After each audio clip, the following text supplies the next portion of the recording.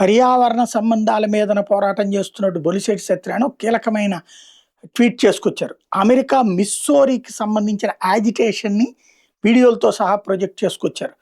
America Missouri పాఠం ఉత్తరాంధ్ర పాలకులు గమనించాల్సిన హెచ్చరిక అంటూ అమెరికాలోని మిస్సోరీలో ప్రజల అభిప్రాయాన్ని పట్టించుకోకుండా పట్టణ పర్యావరణాన్ని పణంగా పెట్టి 6 బిలియన్ల డేటా సెంటర్‌ని పట్టణం మీద రుద్దిన పాలకులకి అక్కడ ఓటర్ల ఎన్నికల్లో ఘోర పరాభవాన్ని ఇచ్చారు.